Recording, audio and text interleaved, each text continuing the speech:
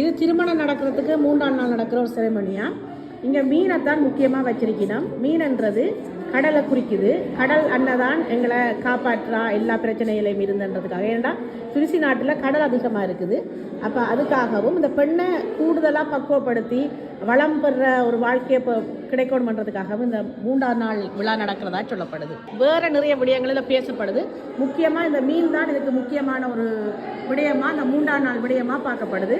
அப்போ ஒரு திருமணம்ன்றது ஒரு நாளில் முடியாமல் பல நாட்கள் ஏற்பாடு செய்யப்படுது. இது திருமணத்துக்கு ஒரு மாதத்துக்கு முன்னம் இருந்தே அந்த திருமண பெண்ணை மூடி வச்சிருப்பினோம்.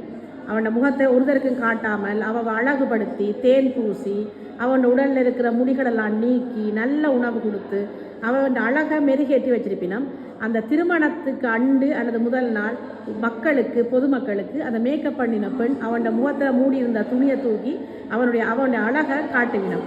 இதுதான் இந்த செரமனி. இதுலேருந்து என்ன விஷயம் தெரியுதுன்னு சொன்னால், எங்களுடைய பாப்பனர்கள் இந்த நாடுகள்லேருந்து வந்ததால் அவையும் இந்த பெண்களை முகத்தை மூடி திருமணத்துக்கு முதல் வரைக்கும் காட்டக்கூடாதுன்ற வடிவம் இந்த நாட்டிலேருந்து எங்களுக்கு வந்தன்றது ஆதாரபூர்வமாக தெரியுது. பாப்பனர்கள்ட்ட இருந்து தான் பெண்களை நாங்கள் அந்த முகம் மூடி கூட்டிட்டு வர முறை வந்திருக்குது. இனியாவது பெண்களை நாங்கள் சபைக்கு திருமணத்துக்கு கூட்டிட்டு வரைக்கும் முகத்தை மூடி கொண்டு வராமல் பார்க்குறது நல்ல மண்ணு நான் நினைக்கிறேன். இதுவும் திருமண வைபவத்தின் அடுத்த கட்டம் தான்.